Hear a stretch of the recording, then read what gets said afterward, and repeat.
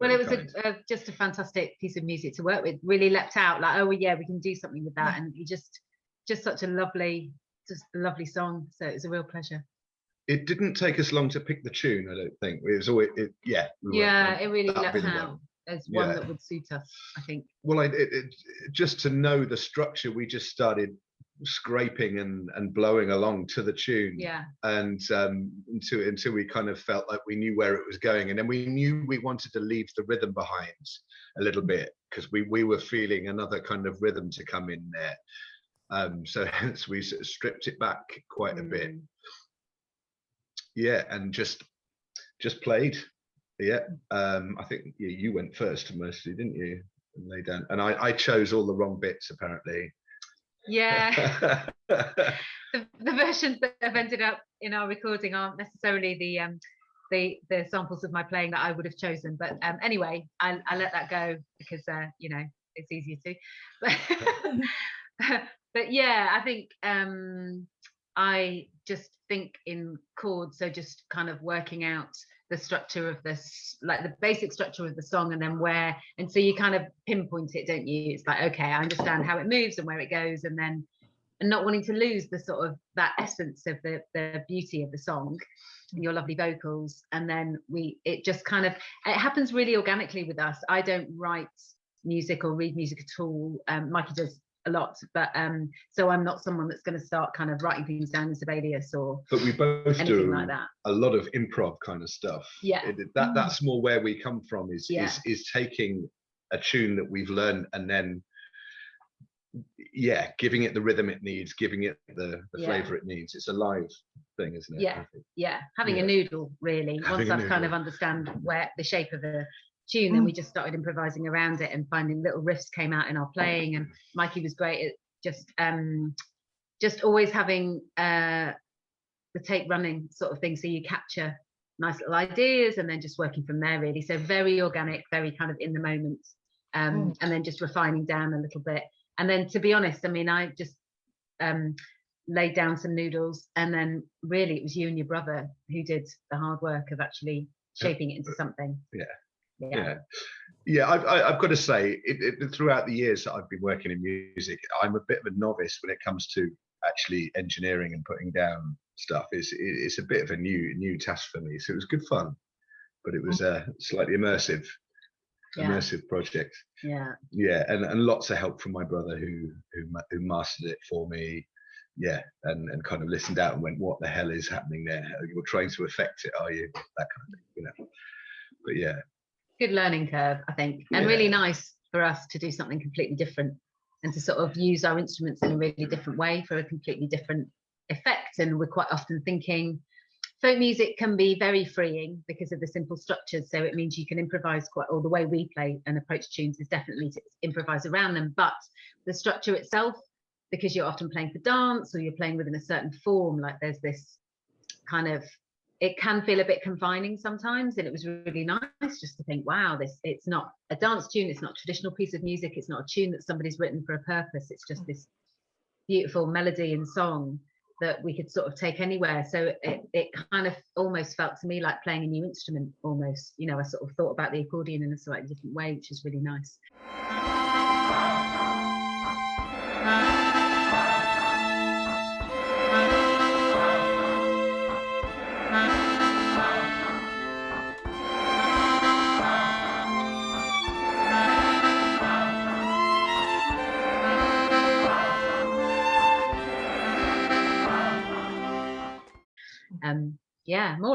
More of that. And we feel very cool as well, saying, we've done a sort of Scandi pop remix for these artists. I don't know if folk artists do that. We've never felt cooler.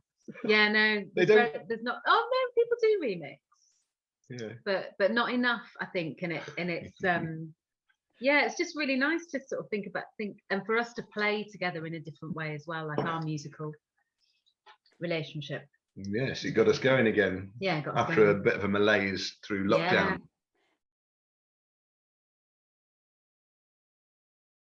Well, Fell is supposed to not be a duo at all. It's supposed to be a trio, and out of COVID times, it would be a trio. We have our marvellous friend Richard, who plays beautiful guitar with us. He's also a luthier, He makes his own guitars and mandolins, of which I own one, but it didn't appear on this tune though. No. And Fell is primarily for dance music, isn't it?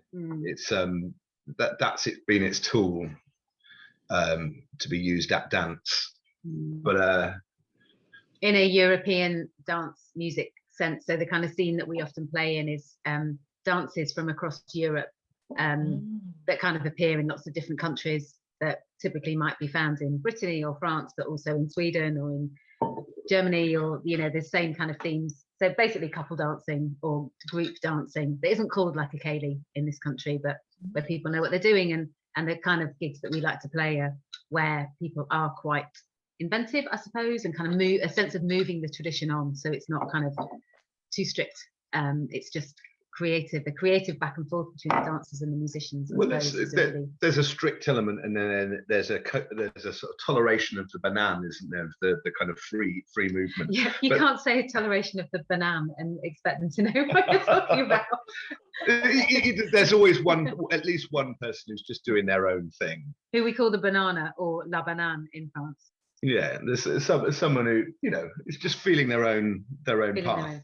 Feeling their own vibe. But that tradition is really alive and thriving in most of Europe, and a little bit in England, but it's a bit more niche, I suppose. But that's what Fell when we're sort of gigging as a trio. And what we love to do is to have people dancing to our music, so we're feeding off what the dancers are doing, and they're feeding off what we're playing, and there's that really lovely interrelationship. Symbiosis. Yeah. I am really just sort of self-taught. I don't come from any particular folk tradition or any musical tradition. I didn't grow up in a musical household. I fell in love with the hothouse flowers when I was 16 and ran away to Ireland to try and find them. And to my astonishment, to this day, I'm still astonished that I didn't find them. But I found people playing in sessions in pubs and kind of thought, that's what I want to be part of, that sort of sitting knee to knee, having a tune. And from there, just did a lot of traveling and spent quite a lot of time in France, where playing an accordion is really normal, and where the music and the dancing is really married together as well. So got into playing accordion and then played in various bands for dancing. And now I'm a community musician and healthcare musician. So I spend a lot of time using my accordion in a different way, I suppose, to create a relationship with people. So me, very self-taught, play accordion and a bit of flute and a bit of ukulele and a bit of singing, but not big on the theory or the sort of training side of things, really. And the way I play accordion as well, I don't really know what I'm doing. I've just learned sort of through patterns and feel, really. So it's quite sort of instinctive. So I couldn't teach accordion in any shape or form because I don't really know. Complicated instrument. And you do. No, I can teach ensemble kind of skills, but I'm not a technical player at all. But Yeah. My roots has been, I'm classically trained. Since a very young age, I've been playing violin since I was 4, been singing in choirs since about that age too. But I also, alongside this, I had early beginnings in folk, because down my way we have Morris dancing, and that was my route into folk music tradition of England, following a load of kind of teachers and social workers to Morris dancing meets, where you drink lots of ale and go up a hill at dawn and jump around fires and stuff. It was all fairly groovy stuff. But and since then, I have had a career in music which has nothing to do with folk, apart from maybe some roots stuff. Do a lot of jazz playing, kind of horrendous amounts of disco strings for various clients. But it's in the last few years that I've, the last 12 or so years of being with Joe, coming back and seeing folk in a very different light. And you were a bit sniffy about folk music, to be fair, when I met you. Yeah. And I was like, but you haven't heard this. This band and this way of playing, my friends. Yeah, I didn't know that there was a world of accepting kind of progressive folk. Folk often has a kind of an ability to back itself into a corner, and saying, this is what we are, this is tradition. And well, that's a bit of a dangerous place to put yourself, I think, in music, because it means you will never grow, and you must be. And more often than not, I think it's often emulating styles which were written down in not so long back, i.e. kind of the 19th and 20th centuries, when people were recording folk. That's a window of it. But before then, it had legs, it traveled all the way through the British Isles to the Americas, to Sweden, to France. You know, everything was always mobile. Nothing exists in perfect isolation. And I think that's the journey I've been on recently. It's just like, yeah, everything talks to each other, and informs each other about styles and tunes. I appear to have rambled off, but that's my point. Tell us about nyckelharpa. And the nyckelharpa, and I think, was it Saint Chartier that I saw the first nyckelharpa? Well, we've been listening to a Swedish band called Väsen, and Väsen. Yeah, and I was intrigued by the sound that this crazy instrument made, and I was intrigued by the power of that trio. Mind-blowing. Absolutely mind-blowing trio. Incredible viola player, well, 5-string viola player, nyckelharpa, and heavy, almost rock guitar. Yeah. But anyway, so I was intrigued by this instrument, and I think maybe 10 years ago we went to Saint Chartier, which is a festival for luthiers in central France, and I found a luthier there who made them. He was a French guy called Jean-Luc Conti. Yeah, that sounds right. Anyway, details not important, but I got to play on a couple, and I absolutely fell in love with them. They do a massive range of kind of very small, high pitched ones. But the one I have is a viola. I'd say has the same. What am I trying to say? Same pitch as viola, and but they have these huge bass ones. But I think I was hooked, and I found a great luthier in Germany who just started out, who'd just been on a journeyman mission to learn how to make nyckelharpas, and she was just Johanna, and she was just out on a mission trying to sell her first few, and I fell in love with it and said, please, can I have one of those? And I strive as well. I do love playing all the proper polskas and stuff in the proper way, and they're fun to play like that. But I've been using the nyckelharpa as a tool and trying to find it a voice in the various kind of soundscape things that I do, so it finds its way in to places where you wouldn't expect it normally. And it did find its way into your remix, but used very briefly, and we laid up about 4 of them, I think, and it just at the point where it just adds an extra high note to the chord that's already there. And it was just so it didn't drive from the front. It was definitely holding everything at the behind. Yeah.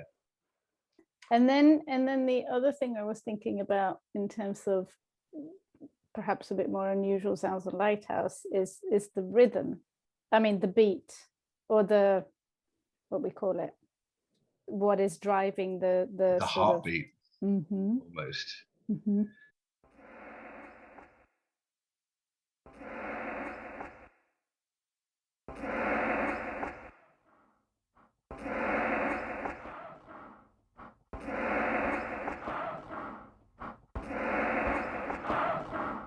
So there's a bit of a complex loop going on behind there of mainly breathy accordion going in and out, a bit like the sea that's sort of splashing up on the shore of Lighthouse. It just seemed an appropriate kind of heartbeat for that, for our remix. That was the tricky thing. I had to, my editing skills, as I say before, were put to the challenge to be able to cut that nicely and make a nice sound out of it. How did you come up with the idea though? Well, I like the incidental notes that things make, so that, you know, even when you're recording vocals and stuff, there are accidental things that happen which can either drive or destroy things, you know, and there's certain accidental noises of instruments, or instruments when they're reposing, with like if you step on a set of bagpipes, they'll tell you about it, you know. And Joe's accordion quite often kind of whinges quite a bit when it's picked up. It goes, you know, just interested in those noises that they make.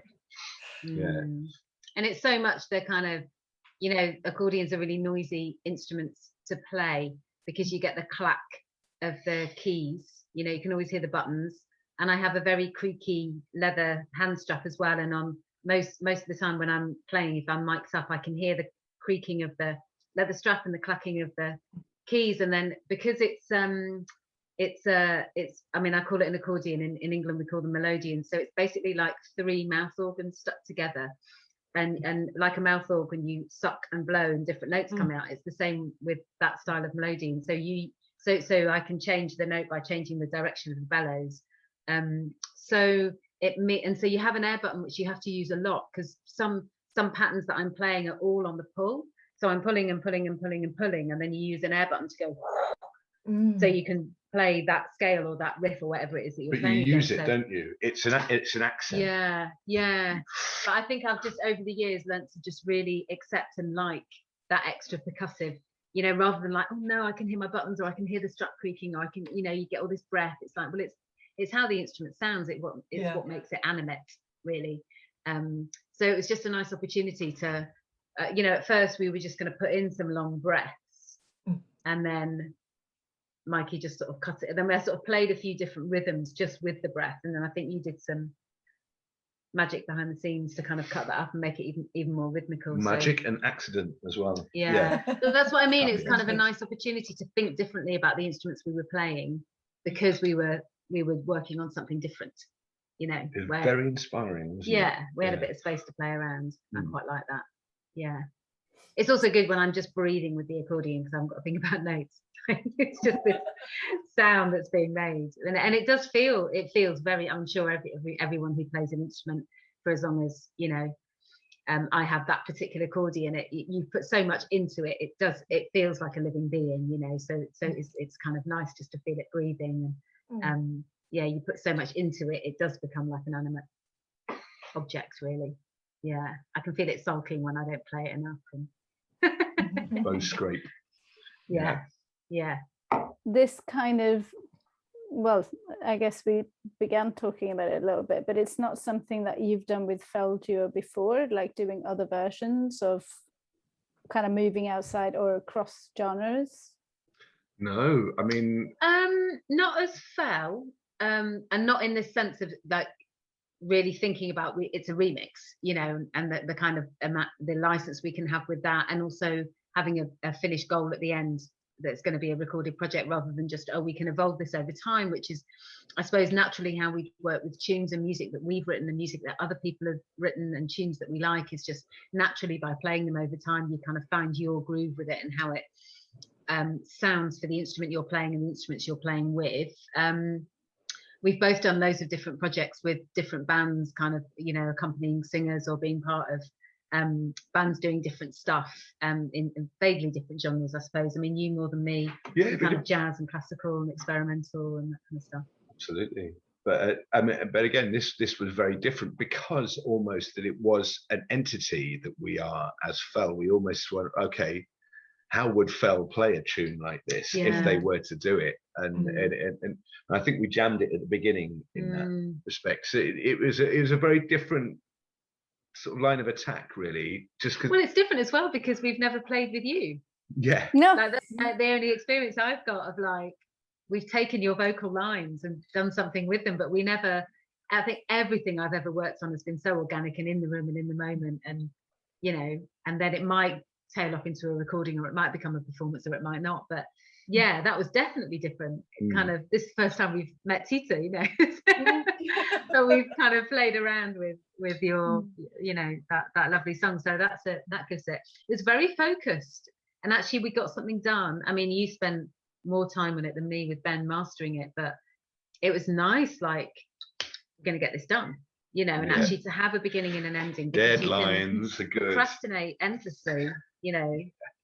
And deadlines and purpose, that's what you need in music. It's a really nice way to do it. I mean, we fell with the trio now because Richard lives in Wales and we've had a pandemic, and in any case, you know, we're all busy doing other things. You know, I'm certainly not full-time sort of gigging musician.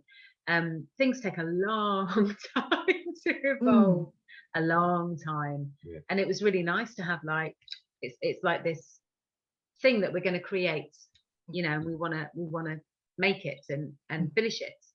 And yeah, it's a really nice challenge, I think. Yeah, for two procrastinators. and it was nice to know that you enjoyed it a lot. Because we weren't sure at all how you'd hear it. So, you know, because we wanted, because it has all those gorgeous synths and stuff, and they've got to go because they were all at the wrong rhythm to how we thought, and they were beautiful in their own right. But I think that was we had to kind of like be that bit of it. We had to be that engine because they were how they were, weren't they? They were the lapping shore and stuff. But it's just like, I don't think they'll mix together. This has got to be a new feeling behind groove, it, isn't it? Yeah.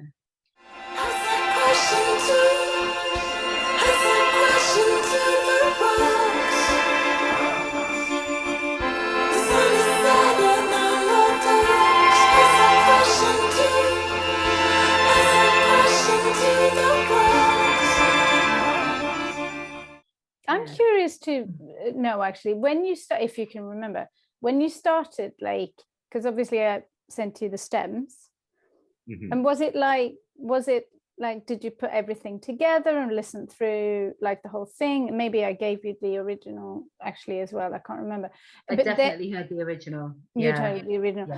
But then was it a case of like, how did you actually do it? Were you like, okay, let's just keep the vocals, or did you keep some things? Or were you like, no, definitely remove this straight away? Or well, we did the first passes we'd taken out a lot of the extra harmony, and we had a lot of the bass running and stuff, but it became very quickly we were finding out that it because of the rhythm that we wanted, and we had a certain feel that we wanted, and it was clashing very quickly. So as soon as we'd done a pass that kind of suited all the key changes we needed, or whatever, or all the pushes we needed, and those bits came out very quickly, and then we could really nail down the rhythm, how we felt it, you know, and we kind of moved slowly away from it. But we did strip it right back, didn't we, really? And I think I recorded my parts just with the vocals from memory. Yeah, the final ones, I think. We might have done a few passes without it. Right. Yeah, gradually sort of removing, and then kind of it's all very organic from that point. I think it was. But it's fun to think about. I mean, that's a new experience for me, is thinking about music in those building blocks, which you can do when you get sent a load of stems, and it's like Lego, isn't it? You can put your bit in there and take that bit out and move it around, and when you're live in the room, that's harder to do. But it's a different concept musically. It's really interesting. And we changed very little in the form. I think we changed the ending somewhat. I think I repeated a little bit at the end to make a little bit of a different pace, and I put an extra breath in the middle, I think, just to milk it a little bit, maybe. I don't know. I was wondering whether I was milking it or whether it works nicely, but I think we kept the form pretty much as is a good build. It felt very natural to put something on. But it's funny, we were very sure about the rhythm that we felt, didn't we? That was, I'd say the groove of it, where the little pushes. We found the groove quickly, and then it was just finding where the builds were and what we were going to do in the builds. Yeah.